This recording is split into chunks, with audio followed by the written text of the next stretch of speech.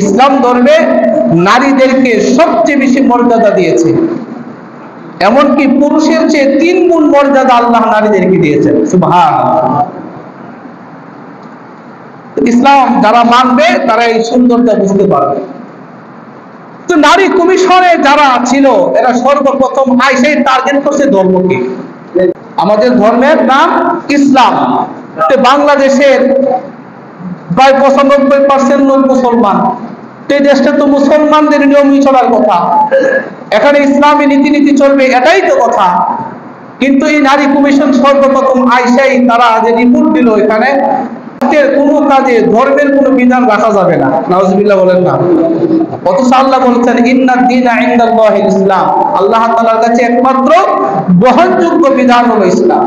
আরো সবচেয়ে নিকৃষ্ট ধরনের যে কাজটা করছে, আমরা নারীদেরকে মায়ের মর্যাদা দেই, যারা মা হিসেবে তাদের পায়ের নিচে আমাদের জান্নাত। কথা ঠিক নেই? যারা মেয়ে হওয়ার কারণে আল্লাহ রাসূল বলছেন যার ঘরে মেয়ে থাকবে, একটা মেয়ে থাকলে একটা জান্নাতের মালিক, 2টা মেয়ে থাকলে 2টা জান্নাতের মালিক। যাদের বোন আছে, ভাইকে বলা হয়েছে তোমার ঘরে বোন আছে, বাবা নাই, বাবা মারা গেছে, তোমার বোনটাকে তুমি লালন পালন করো, আদব শিক্ষা দাও, সুশিক্ষা দাও, সুপাত্রে তাকে সুপাত্রে বিবাহ দাও। এমন করতে পারলে আল্লাহ তাআলা ওই ভাইকেও জান্নাতের সুসংবাদ দিয়েছেন। সুবহানাল্লাহ। স্ত্রী হিসেবে আল্লাহ তাআলা নারীদেরকে মর্যাদা দিয়েছেন এভাবে যে স্ত্রীর কাছ থেকে একটা পুরুষের সার্টিফিকেট আসবে। স্ত্রী যদি বলে আমার স্বামীটা ভালো, তাহলে সে ভালো। স্ত্রী যদি বলে স্বামীটা ভালো না, তাহলে সে ভালো না। কি সুন্দর মর্যাদা আল্লাহ মহিলাদেরকে দিয়েছেন, দেয় নাই? কি বলেন, দেয় নাই? দিয়েছে। আমরা সেই মর্যাদার জায়গায় আমাদের মা, বোন, স্ত্রীদেরকে রাখতে চাই। কোন পুরুষ, কোন বাবা, কোন ভাই, কোন স্বামী চাইবে না মহিলারা পতিতাবৃত্তি করে জীবন পরিচালনা করুক, টাকার বিনিময়ে অবৈধভাবে যৌন সম্পর্ক করে সংসার চালাক, এমন কেউ চাইবে? এখন আপনি যদি আপনার এলাকাতে যদি কেউ পতিতাবৃত্তি করে, এটা আপনারা মানবেন? আপনি মেয়ে করলে মানবেন? আপনার স্ত্রী যদি করে মানবেন? যে জিনিসটা এটা মানার মতো নয়, কেউ করবেও না, এমন কাজ যদি কেউ করে আর ওই কাজটাকে যদি শ্রমিক হিসেবে মর্যাদা দেওয়ার আইন করতে চায়, এটা কি বাংলার জনগণ মুসলমান মেনে নেবে?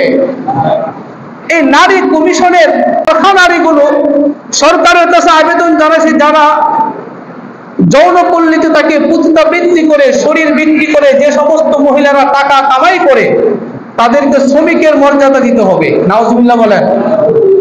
যদি একটা স্বীকৃতি হয়ে যায়, আপনার চোখের সামনে আপনার মেয়েটা যদি এরকম কাজ করে, আপনি কিছু বলতে পারবেন?